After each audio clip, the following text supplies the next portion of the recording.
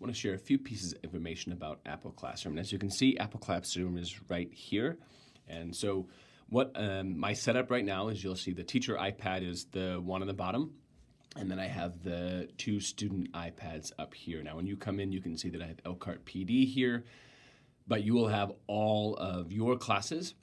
And as I tap into Elkhart PD, you'll see that I have 2 active students. So when you pop in into your classes, you will see the students that appear within your classroom. So a couple of things that Apple Classroom does really, really well. Number one, I can see immediately who's present. And in class, I have a 3rd iPad off to the side on the screen. That's why you see 3 folks there.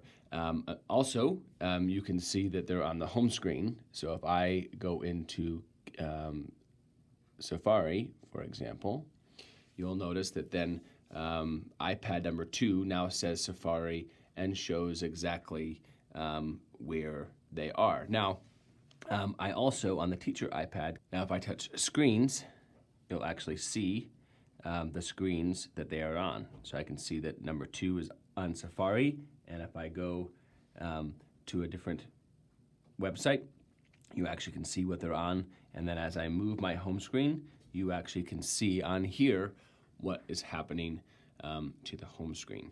So that's a valuable piece. Thinking that you're going to be able to monitor every kid every second, every day is not what the goal is, but it's an opportunity for you to see sort of different aspects. So I have a Keynote document open, and this would hold true for any template you might be making that you want to send to your class out of Classroom. So I have Apple Classroom open. You can see that it's open over here. And then I hit share within Keynote. And when I do that, one of the options that comes up is Elkhart PD. And I tap on that, and then it will jump out and send that template out to your students. The nice thing about this, right, is as the teacher, I can turn on, again, view screens, and I can see what they're doing and that they're on there. And then if there is a student that wants to share this information, if my iPad, again, is projecting to the screen, if I simply tap on iPad number 2 and say view screen, it then puts it up. And now I have a large screen that is projected into the room, and everybody can instantaneously see it. Another idea could be to have, for example, on here, a Keynote presentation that has 3 slides. Yes, I get it. No, I'm a little confused, or no, I don't get it. And again, if I have screens open and the kids have this open, I can, in an instant, by just looking down at my screen and all of my kids in the classroom, just by color or association, see how they're doing.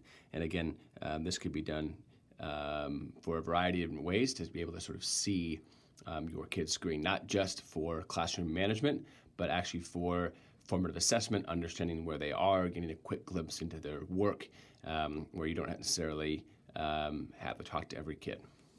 2 other pieces of information that are probably helpful. Number 1, if you are looking at screens and see something either inappropriate or something you want to be able to touch base on later, you can always take a screenshot of what you see on your iPad. So I can have a screen that's here. Again, I can tap on it, and I can hit view screen, and I can take a screenshot of whatever they have for my later use. The other thing that's important is, again, if I end the class, I get a summary report of what apps were being used by the students. And then, in addition, if I click on an individual student, I can see exactly what apps they were in, and it'll list them. And again, this data is not available after this, but you could take a screenshot and keep this, so you have a record of exactly what your kids were doing that day.